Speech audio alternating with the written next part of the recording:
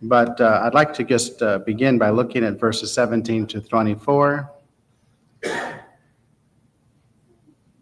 One of the crowd answered Jesus and said, "Teacher, I brought you my son who has a mute spirit.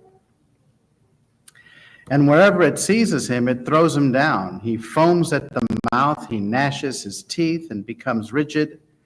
So I spoke to your disciples so that they should cast it out, but they couldn't." He answered him and said, "O faithless generation, how long shall I be with you? How long shall I bear with you? Bring him to me." When they brought him to Jesus, when he saw him, immediately the spirit convulsed him, and he fell to the ground and wallowed, foaming at the mouth. So he asked his father, "How long has this been happening to him?" And he said, "From childhood. And often he has thrown down both into the fire and in the water to destroy him. But if you can do anything, have compassion on us and help us." Jesus said to him, "If you believe, all things are possible to him who believes." Immediately the father of the child cried out and said with tears, "Lord, I do believe, but help my unbelief." I'd like to spend a few moments this morning talking with you about our belief, and sometimes how our belief is not as great as it should be. It should be large faith, large belief.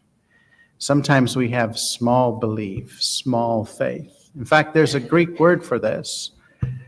It's called oligopistos, and the plural form of that is oligopistoi. And Jesus uses that term 4 times in the Gospel of Matthew, and I'd like to explore those 4 times with you this morning.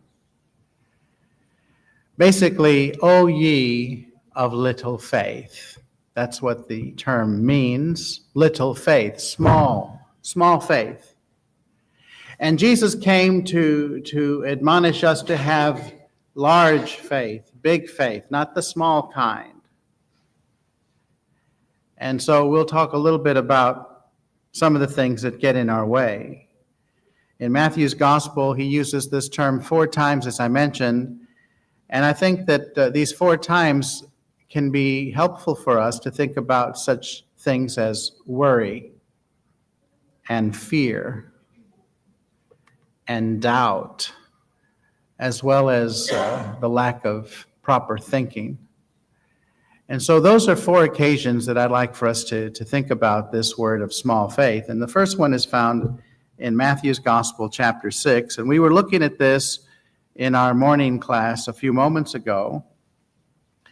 And we didn't get a chance to really get this far in the text. So it's good that we have a chance now to look at part of it anyway. But Jesus said in verse 25, "I say to you, don't worry about your life." And I'm going to mention that we still worry. There are permanent kinds of things of the human psyche that have not changed in 2,000 years. In fact, it's been true since humans walked on this earth, that they were worried about what they were going to eat and what they were going to wear and how they were going to get along with life. And we still worry about those kinds of things. So Jesus says, don't worry about your life, what you will eat or what you will drink, or about your body, what you will put on. Is not life more than food and the body more than clothing? Look at the birds of the air. They neither sow nor reap or gather into barns, yet your heavenly Father feeds them. Are you not of more value than they? Which of you by worrying can add 1 cubit to his stature? So why do you worry about your clothing? Consider the lilies of the field, how they grow. They neither toil nor spin. Yet I say to you that even Solomon in all his glory was not clothed like one of these. So if God clothes the grass of the field, which today is and tomorrow is thrown into the fire, will he not much more clothe you, O you of little faith? You people of small faith, God takes care of the birds of the heavens and he feeds them, the God takes care of the lilies of the field and he clothes them in a wonderful way, will he not take care of you? You're more valuable than the birds. I suspect, even though he didn't say it, that the implication is that we're more valuable than the lilies of the field too.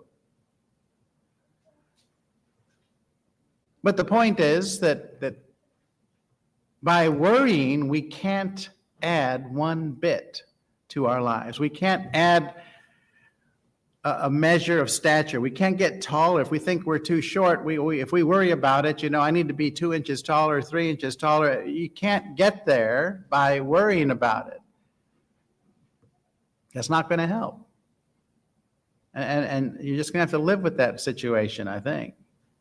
The same is true for all these different things. And so the point is that I think that we need to increase our faith whenever it comes to matters of worry. We can't add anything about worry. Worry small, pray big. Sandy has one of those signs somewhere around the house. I forget where it is. But worry small, pray big. Why? Well, worry doesn't help. It doesn't help a bit. Now, there are things that we can do that we can help ourselves in certain situations. I'm reminded of the young man who had a mortgage and 2 cars and decided, well, I think it's a good idea to go ahead and buy a boat on time. Like, what? You have a mortgage, you have a car payment. No, you have 2 car payments. And you think it's okay to just add another payment, like, let's get a boat. Well, any stress, any issues that come upon that young man and that family have been self-imposed, have they not? So maybe if there is some stress or some issues involved, that you go back to the thinking table and say, well, maybe we don't do this. And we might say, well, God, why are you putting in all this stress? If God were to respond, he might say, well, actually, you did that, so enjoy. Maybe we can learn something from that. Now, I'm not saying let's not be heartless. There are situations and people that we meet that have very difficult circumstances. And sometimes, we have a phrase, when it rains, it pours. And we see that happening to some. And so it behooves us to help and to be of assistance and to help. But it also behooves us as individuals to think about our situation and learn from the lessons of life as we can. We talked a little bit about that in our morning Bible class as well. But ultimately, even when we do all that we can and all the great planning and the details and spreadsheets and whatever, maybe we're right on top of what we need to be doing, and yet still something happens. Well, that's part of life too, the unexpected, the black swan. It happens. And so we go to God. One of the reasons that, and I've mentioned this many times, that humans have been religious throughout human history is because we're called Homo sapiens. A scientific term for our species is Homo sapiens. The sapiens is the part that characterizes humans. It's our brain. We're characterized by the fact that we are a thinking species. And even though there are some ferocious beasts out there, like just the jaw structure of an orangutan can beat the human jaw structure by 1,000 to 1. There might be nuts to crack that we wouldn't be able to crack them at all. They can do it, no problem.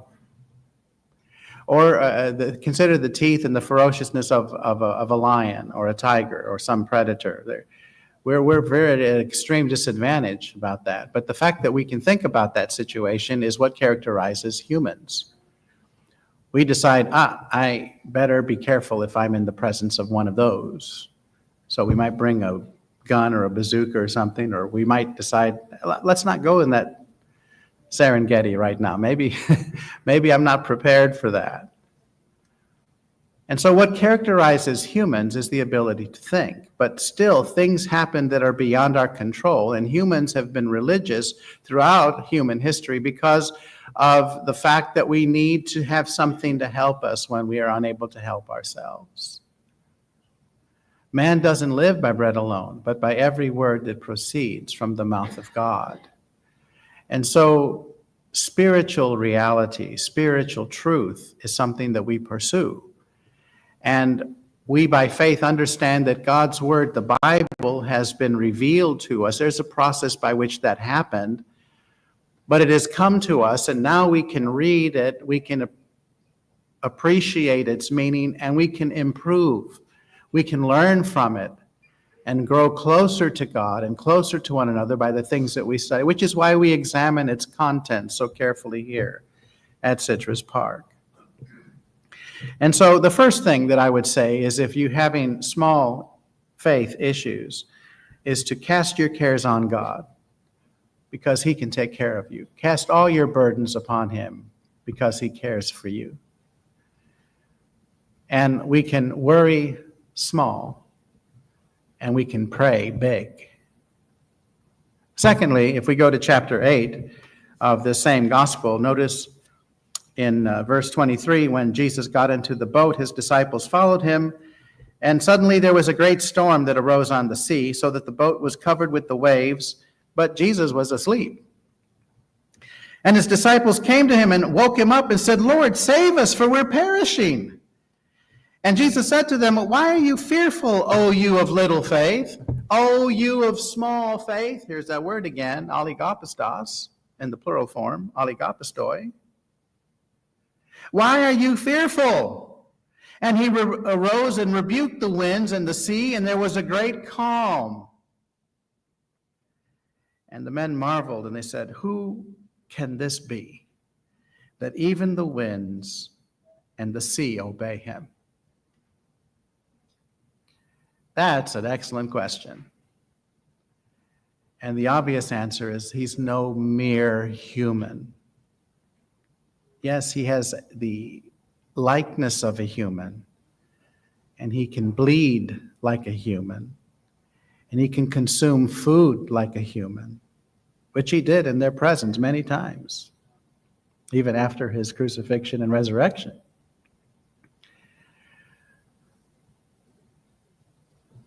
But he's the Son of Man, and he's the Son of God.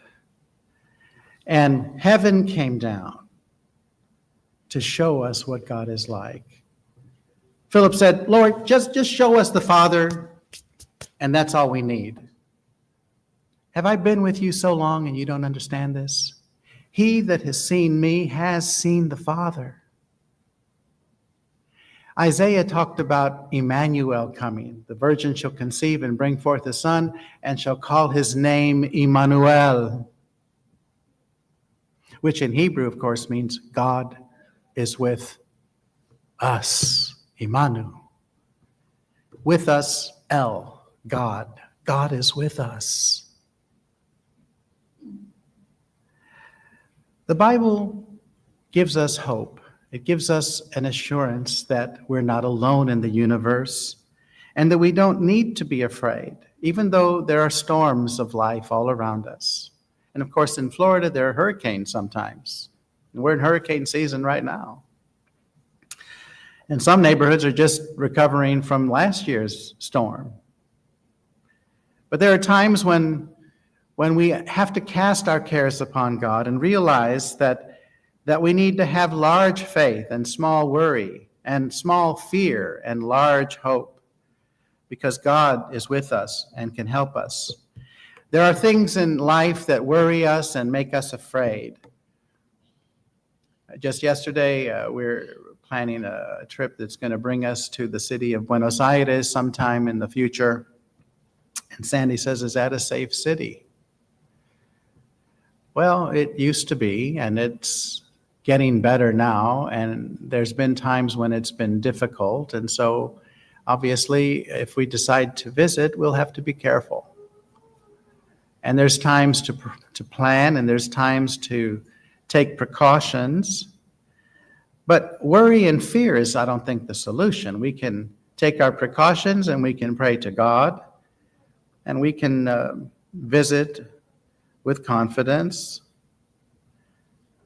But whatever fears you have, what worries that you have, I would recommend that you speak with God about it and put your trust and hope in God, because He's the one that can help us in all of these matters.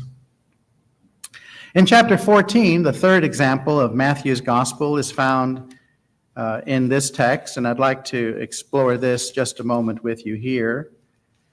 And this is an example, again, in the Sea of Galilee, where Peter is witnessing Jesus walking on the water, and is showing his somewhat impulsive, impetuous nature. And so verse 26 tells us, when the disciples saw Jesus walking on the sea, they were troubled and said, "It's a ghost," and they cried out, afraid. But immediately Jesus spoke to them, saying, "Be of good cheer, it's me, don't be afraid." And Peter said, "Lord, if it is you, command me to come to you on the water." And so Jesus said, "All right, come." And when Peter had come down out of the boat, think about the faith that it takes as a fisherman, very familiar with the dynamics of water. He got out of the boat and he walked on the water to go to Jesus. He was actually doing this. But when Peter saw that the wind was boisterous, he was afraid, and he was beginning to sink. He cried out, saying, "Lord, save me." And immediately Jesus stretched out his hand and caught him and said to him, "O you of little faith, why did you doubt?"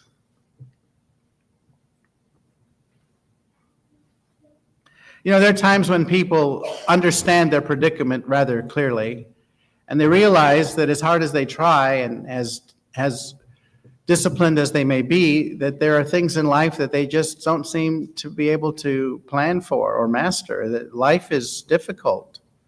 It's really hard. And so we find ourselves in a situation and we say, well, how did this happen? How do we fix it? How do we get out of it? And so we call this the human condition. We're in a condition. And we're, unlike other creatures who don't really think about it because they don't have the ability to do that, we think about it. We use this brain, and we understand our situation. We reflect on it. We monitor the situation. We try to figure out how do we fix it. That's what we do.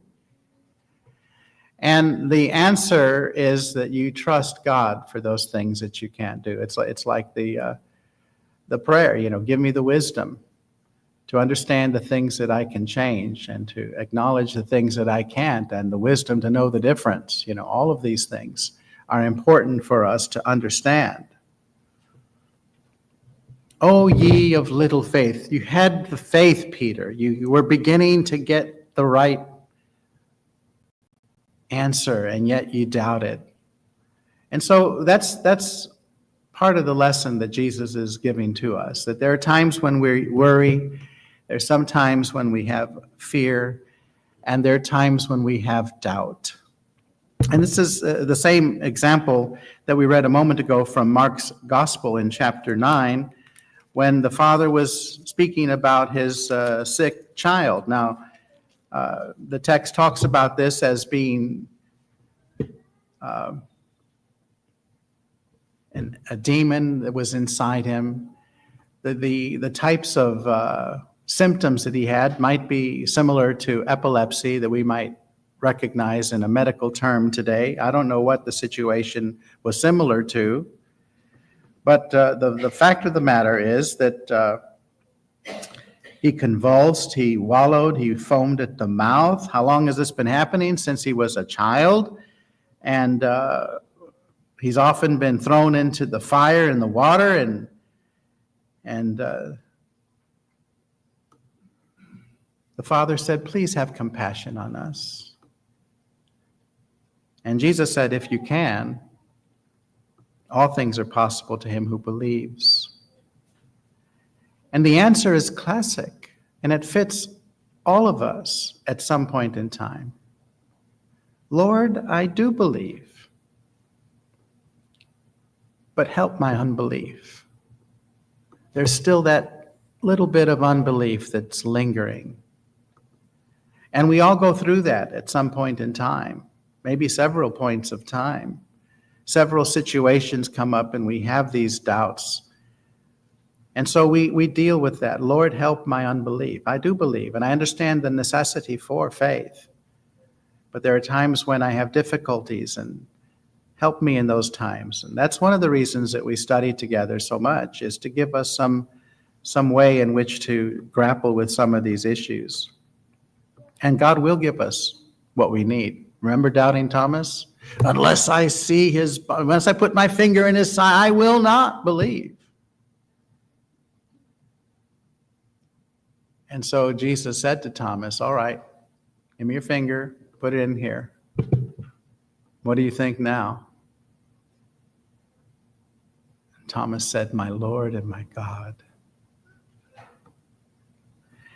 The testimony of these witnesses is left behind for us. We don't have the exact same evidence that Thomas was able to be privileged to see and to feel,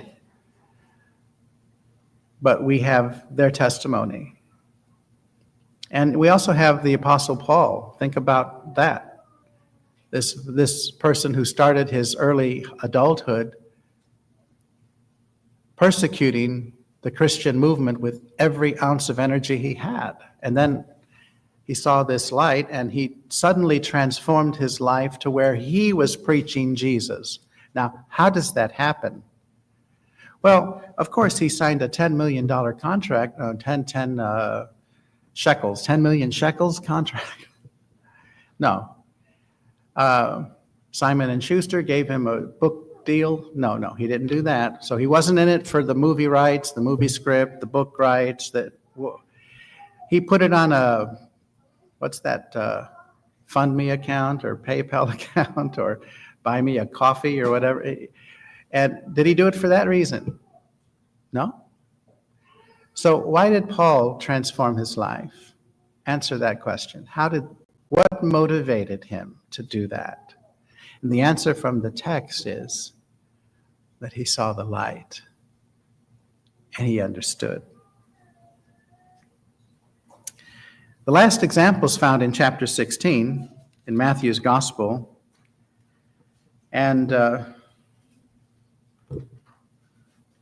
this is where they were speaking to him about the sign of Jonah. In verse 4, a wicked and adulterous generation seeks after a sign, and yet no sign will be given to it except the sign of the prophet Jonah. And he left them and departed. And when Jesus' disciples had come to the other side, they had forgotten to take bread.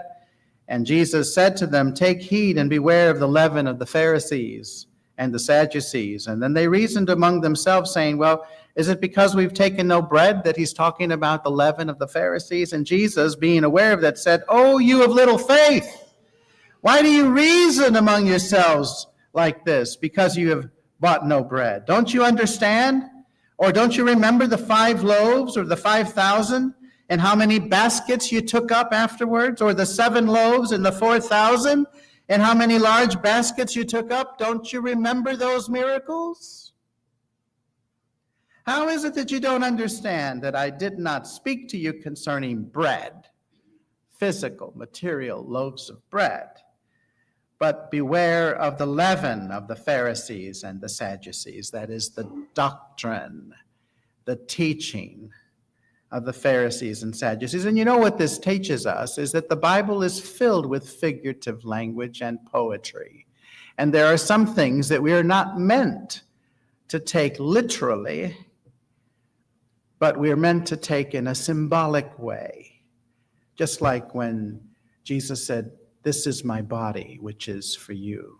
And this is my blood, which is shed for you. We're not to think literally and say, well, okay, what is it, transforming it literally? Transubstantial? No, it's not that. It's an emblem that helps us to remember what it is that he did on the cross. And so, brothers and sisters, ladies and gentlemen, there are many times of life that we find ourselves in situations of worry and being afraid. Times when we doubt, and sometimes when we use faulty thinking, faulty reasoning. But in those times of small faith, we have to think big about Jesus and God. And He will give us just what the boy's father requested. I do believe, Lord, but help my unbelief. And God promises to do that for us. Maybe you're here this morning and you have a battle with worry or fear or doubt or critical, faulty thinking, and realize that Jesus is the answer, just like the bumper sticker promises. Jesus is the answer. And that's exactly right, He is. You're not going to figure out the meaning of life on your own, no matter how hard you try, no matter what microscope or telescope or other instrument you use. You'll need to come to God on His terms one day. Just don't let it be too late. In fact, if you're ready this morning, we're ready to assist you and baptize you, or to pray with you if you need that. You let us know while together we stand and sing.